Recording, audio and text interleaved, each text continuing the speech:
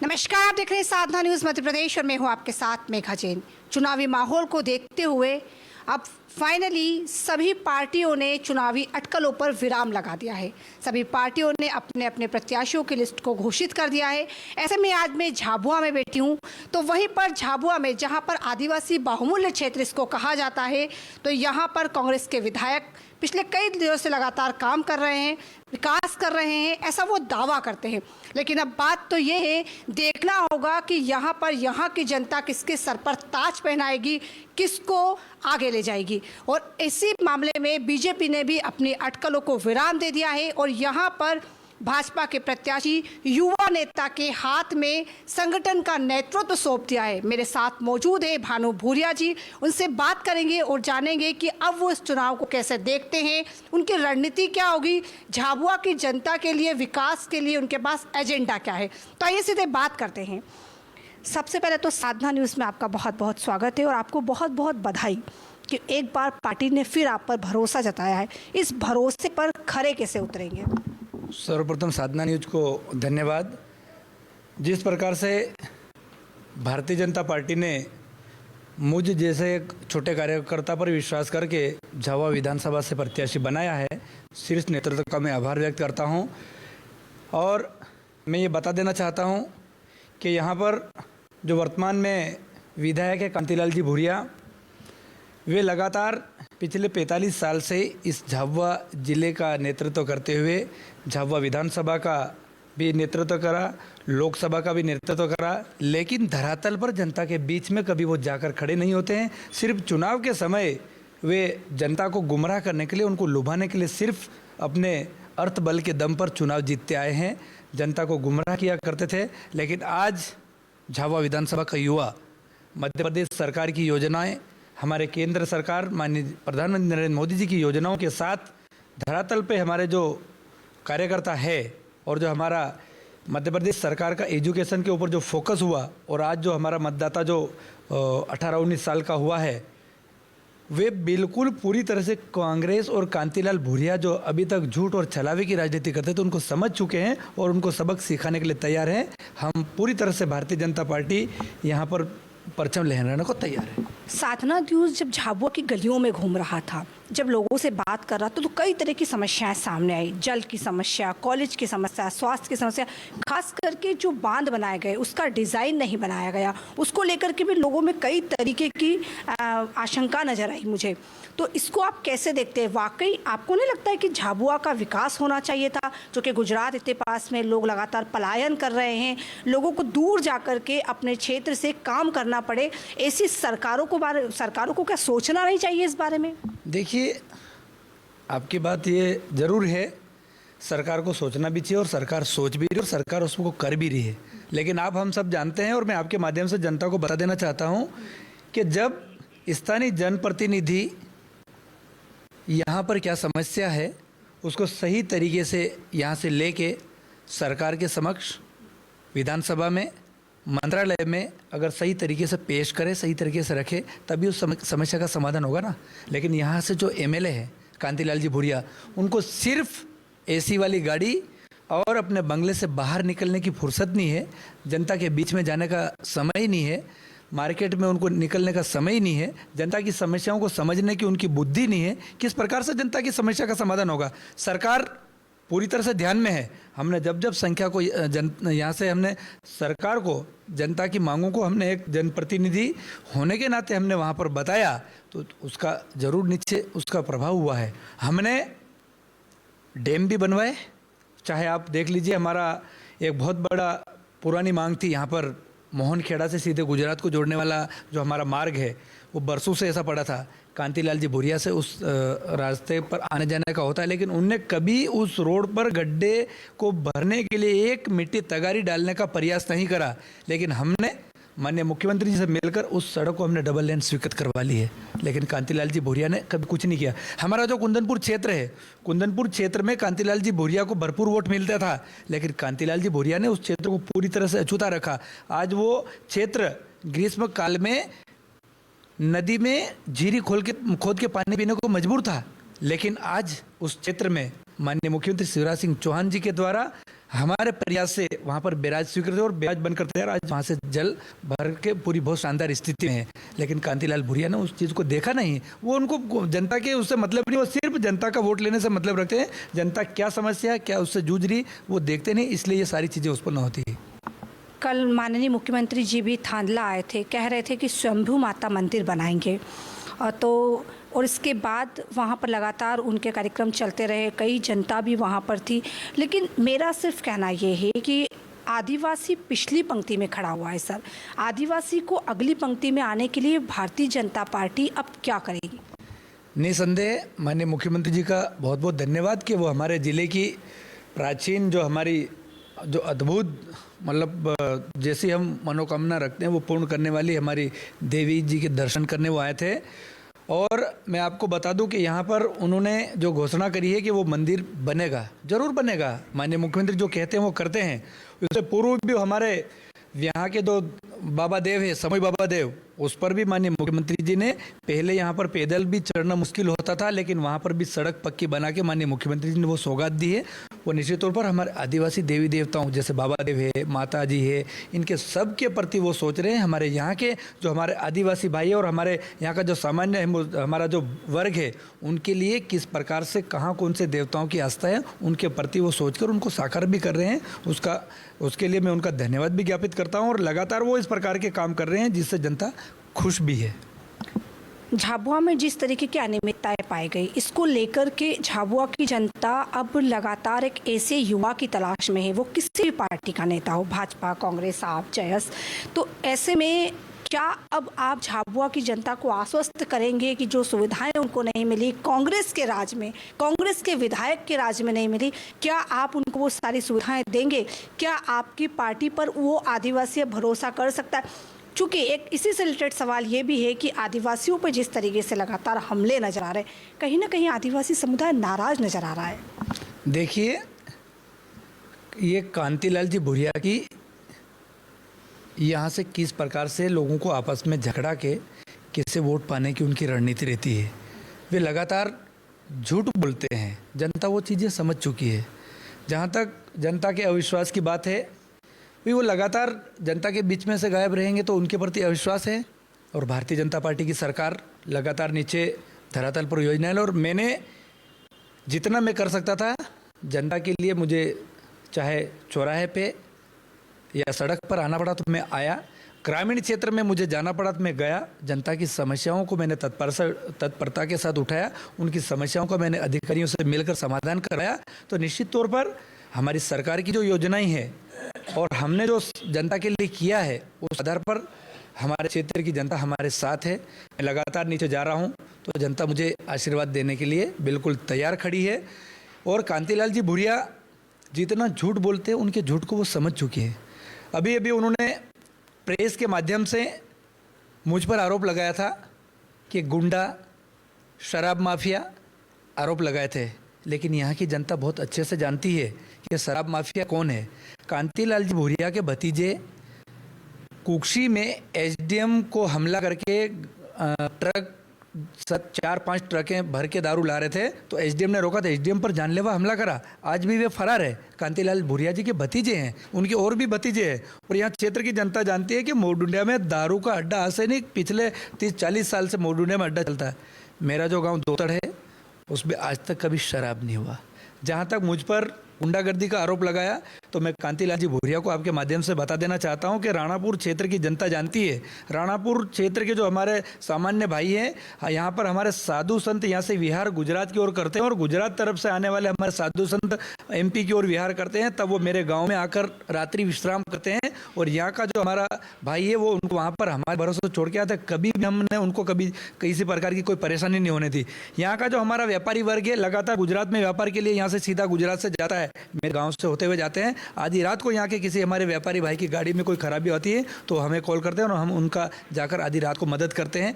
कभी किसी के साथ कभी कुछ ऐसा हुआ नहीं। और कांतिलाल जी भूरिया झूठ बोलकर मुझे गुंडा वाली बात करते हैं, लेकिन उनका झूठ तत्काल सामने आ गया। परसों की रात को उनके भांजे ने हमारे कार्यकर्ता, हमारे मंडल अध्यक्ष के साथ गाली गलौज करी, जिनका मैं उल्लेख नहीं कर सकता। इतनी गंदी गंदी गालियाँ दी। स्वयं डॉक्टर विक्रांत भूरिया ने आके माफ़ी मांगी कि यार हमारे कार्यकर्ता से गलती होगी। भैया एक तरफ आप गुंडा बोल रहे हो और आप उसी गुंडे का समर्थन भी कर रहे हो, तो गुंडा किसी और को बोल रहे हो, ये कौन सी राजनीति हुई? ये आपका झूठ अब चलने वाला नहीं है। भानु जी, चूंकि अभी तो चुनाव है और चुनाव के बीच में ही एक ऐसी घटना घटित हुई आपके क्षेत्र में। जब मैं वहाँ से आ रही थी मुझे पता चला कि कल दिन दहाड़े बच्चे को मार दिया। तो ये कैसा क्षेत्र है जहाँ पर दिन दहाड़े बच्चे को मार दिया जाता है, जहाँ के रहवासी रात में 6 के बाद घर से बाहर नहीं निकल सकते? कौन इससे उनको आश्वस्त करेगा, कौन उन महिलाओं को बचाएगा? अगर दिन दहाड़े ऐसी आपराधिक घटनाएं होती है तो रात का अंजाम तो कुछ और होता होगा। ऐसे अनहोनी के लिए मुझे खेद है, लेकिन इसके लिए हम पूरी हमारी भारतीय जनता पार्टी, हमारे कार्यकर्ता उस परिवार के साथ है और आगे इस प्रकार की कोई घटना न हो उसके लिए हम पूरी जवाबदारी के साथ जनता के साथ खड़े रहेंगे। अब उनको आश्वस्त करना। बिल्कुल बिल्कुल हम खड़े हैं उनके साथ में। आप देख लीजिएगा जिस प्रकार से आप बोल रहे कि अभी जनता परिवर्तन चाहती है, हमारी भारतीय जनता पार्टी की सरकार के बाद से परिवर्तन हुआ है यहाँ पर। इससे पहले का आप इतिहास उठा के देखिए, जब कांतिलाल जी भूरिया जब यहाँ मंत्री थे, उनकी सरकार थी, यहाँ कितनी गुंडागर्दी होती थी। क्षेत्र में कोई भरी दोपहर में कोई निकलने को हिम्मत नहीं करता था। आज हमारा सामान्य भाई भी ग्रामीण क्षेत्र में आधी रात को जाता है, किसी प्रकार का कोई भय नहीं है।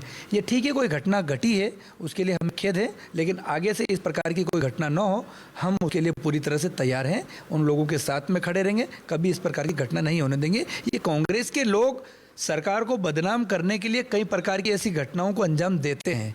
मैं सीधे सीधे उनको पर आरोप लगाता हूँ। भानु भूरिया जी, जिस तरीके से आपको जब टिकट मिला तो लोगों ने भरपूर आपका स्वागत किया, कई जगह मंचों से आपकी बात हुई, रैलियां निकली।